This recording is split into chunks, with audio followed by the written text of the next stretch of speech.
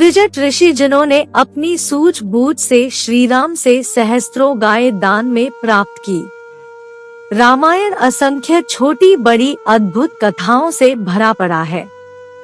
ऐसी ही एक कथा है त्रिजट ऋषि की, जिन्होंने अपनी सूझबूझ से श्रीराम से सहस्त्रों गायें दान में प्राप्त की। इनकी कथा वाल्मीकि रामायण के अयोध्या कांड में आती है। वैसे तो संसार में एक से एक दानी व्यक्ति हुए हैं। रामायण के अयोध्या कांड में जैसा वर्णन श्रीराम द्वारा दान दिए जाने का है, वो उन्हें भी एक श्रेष्ठ दानी सिद्ध करता है। इसी संदर्भ में ऋषि त्रिजट की कथा आती है। इस कथा के अनुसार जब श्रीराम को वनवास मिलता है तो वे वन जाने से पहले दान इत्यादि करते हैं। उसी की सूचना अयोध्या में रहने वाले त्रिजट नामक एक ऋषि को होती है। वे गर्ग गोत्र के एक अत्यंत दरिद्र ब्राह्मण थे। उनके पास आजीविका का कोई साधन नहीं था और वे सदैव हाथ में कुदाल लेकर वन में फल एवं कंद मूल की खोज में रहते थे। भूखे रहने के कारण उनके शरीर का रंग पीला पड़ गया था। वे स्वयं वृद्ध थे, किंतु उनकी पत्नी एक तरुणी युवती थी। अपनी दरिद्रता से तंग आकर एक बार उनकी पत्नी ने उनसे अनुरोध किया कि वे जाकर श्रीराम से मिले। क्या पता उनकी दरिद्रता देखकर वे उन्हें कुछ दान दे दें। अपनी पत्नी की बात मानकर त्रिजट एक फटी धोती पहनकर अयोध्या के महल पहुँचे। वहाँ वे श्रीराम से मिलने पहुँचे तो उन्हें पता चला कि वे सभी को कुछ न कुछ दान दे रहे हैं। तब वे श्रीराम से मिले और उन्होंने उनसे कहा कि हे महारथी राजकुमार, मैं गर्गगोत्रीय ब्राह्मण त्रिजट हूँ।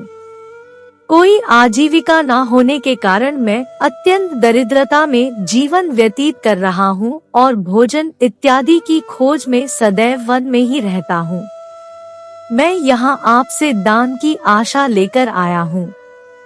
कृपया आप मुझ पर अपनी कृपा दृष्टि कीजिए। अपने सम्मुख एक अत्यंत तेजस्वी ऋषि को देखकर श्रीराम ने उन्हें प्रणाम किया और कहा, हे ब्राह्मण देव, मेरे पास असंख्य गायें हैं और मैंने उनमें से अधिकतर का दान कर दिया है, किंतु फिर भी मेरे पास दान देने योग्य 1000 गायें बाकी है। आप अपना ये डंडा यहाँ से जितनी दूर तक फेंकेंगे, मैं वहाँ तक की सारी गायें आपको दान दे दूंगा।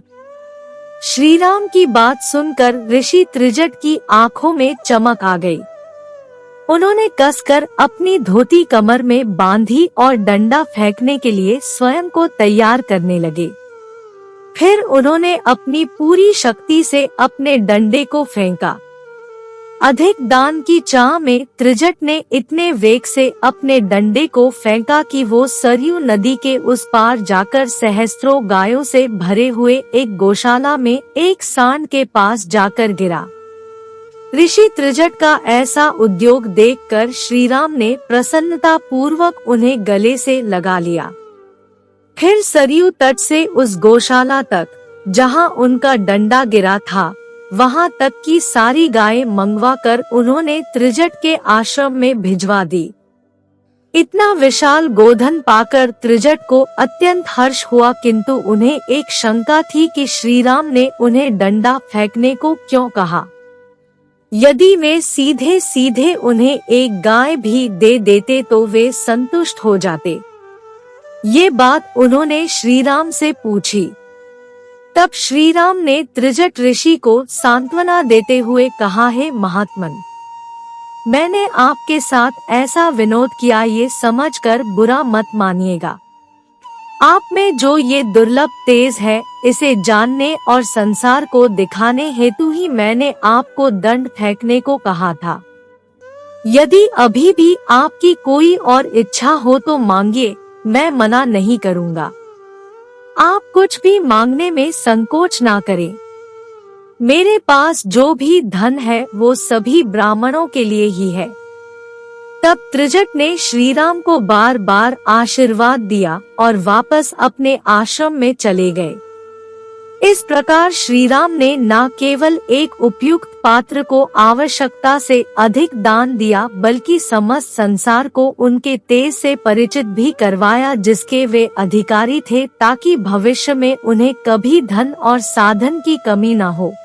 उम्मीद करती हूँ यह कहानी आप लोगों को अच्छी लगी होगी। अच्छी लगे तो लाइक करें, अपने दोस्तों के साथ शेयर करें, मेरे चैनल को सब्सक्राइब करें और कमेंट करना ना भूले। वीडियो देखने के लिए बहुत बहुत धन्यवाद। मिलती हूँ एक और अच्छी कहानी के साथ।